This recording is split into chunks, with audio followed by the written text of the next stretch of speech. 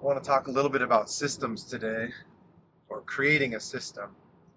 So, with this whole journey I've been on with making a little bit more, dare I say it, the C word, content, I've been trying to mainstream it, make it as simple as possible. What do I need so I can just plug it in and go right off the bat? So, that takes a little bit of prep work.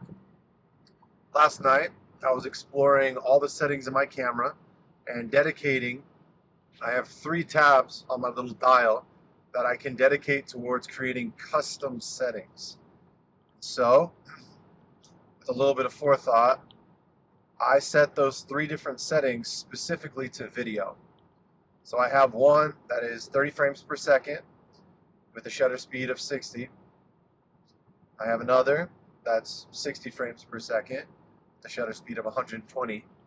And then because I'm using the Canon R6, you can also have 120 frames per second, but only at 1080. So I set those all up and made sure that I could, if I needed to tweak it in the moment like I am doing now, I can. But the foundation is set. So if I'm going to do talking head, I'm going to go to my first setting, which is the C1, 30 frames per second. If I'm going to do more sports, like my tennis job, I'll change it to 60 frames per second. Or if I want some really in-depth slow-mo, I might go to 120 frames per second. However, for the time being, I really do enjoy just the 60 frames per second. I think that's enough. So, moral of the story is, when you have an end in mind and you want to accomplish something, you'll do the prep work ahead of time so you can accomplish that goal. Last night, I always check on Amazon, it's actually Kindle Direct Publishing. I'm always checking to see how my book sales are.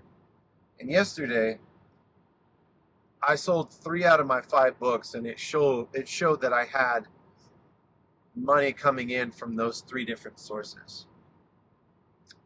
Not gonna lie, I got a big hit of dopamine yesterday, because for me, all of this prep work that I'm doing, the long con, which it is a long con, so to speak. I'm playing the long game.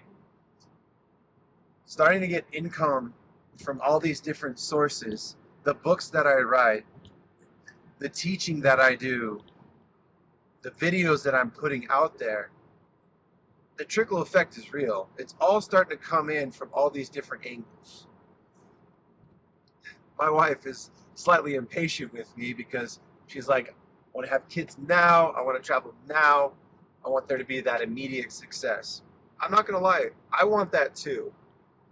But for now, that long game that I'm playing, I definitely have faith that it will provide for me and the future family that I do have over the course of time. Now, that's not to say that I shouldn't make a push and get really good at photo and video now, acquiring clients now, that more immediate success. And that's something that I've been really trying to work on, because how I think far ahead, and I do think immediately of like, oh, I need to make money to pay the bills. But what I've noticed is that I sometimes struggle with the in-between, like the mid-range goals. And that's something that I really want to get better at is, for example, I want to make $50,000 in taking photos and videos by the end of June. That's a recent goal that I have. But how do I set it up so I can achieve that mid-range goal? Because for me, immediate goal is like within a week. Long-term goal is within like 10 years, like 10-year goal. And then the mid-range goals, it can be anything from what I just said, which is like within 6 months, to something that's just within like a couple weeks. I'm trying to play with that. So creating that system, I'm definitely trying to insert that into the middle. It's like the chunk of storytelling. You have the beginning, the middle, and the end. I'm trying to do better at the mid-range goals, the middle part, so that I can fill that in and be more accomplished with my goals. So with the systems I have and what I teach with my mindset then mastery is the following. Mindset then mastery. Decide what it is you wish to master first. Then you decide the mindset that you need in order to accomplish that mastery.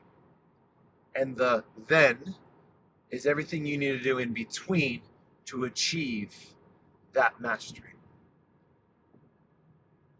The other way that I teach it as well in my classes is that it's catchy. You need to define, design, and then refine. So first you have to define what you're trying to master, the system in place. I gave that example, I'll keep using it. With photography, I want to make $50,000 by June. So I've defined it. It's a clear goal. It has an end date, and that's important with goals. You need to have a time frame. Otherwise, it can just keep being prolonged further and further and further. Define it.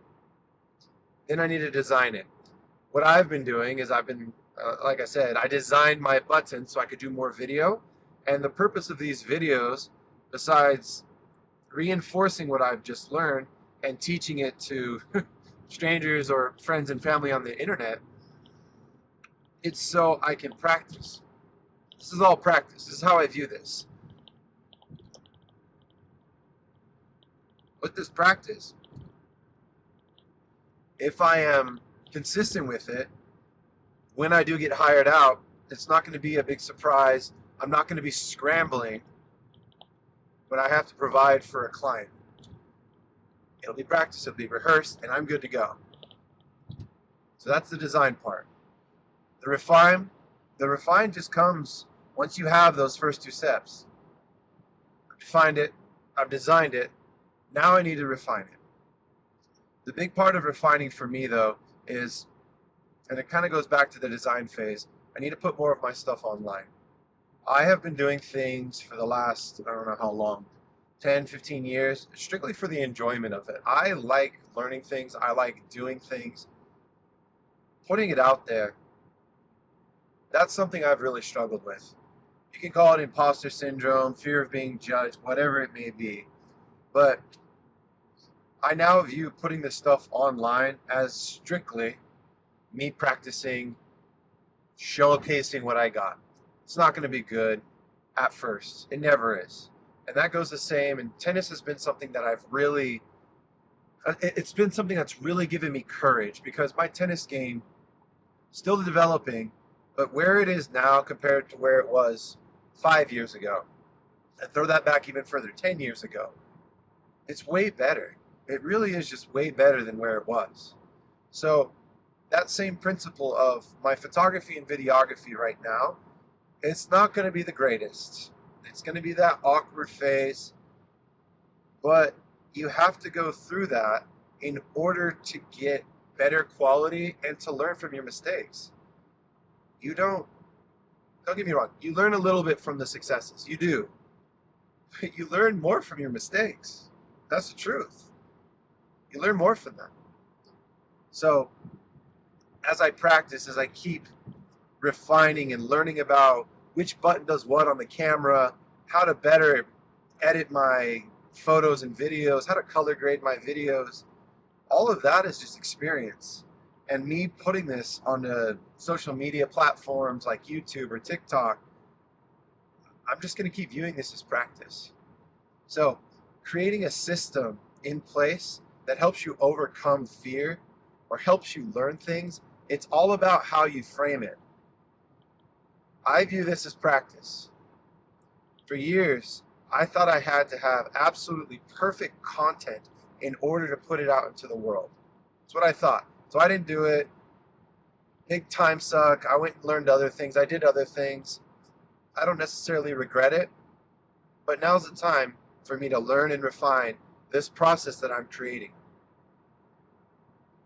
Moving forward, I'm going to keep getting better. My advice to whoever may watch this, whatever you're doing and whatever you fear, reframe it. Someone very wise once told me, if the worst thing happened to you, would you still live through it? The answer is yes. Then go through it. It'll be okay. Go through it, learn from that experience, and then be better the next time around. Doesn't kill you, makes you stronger. So put in that work. Make it better.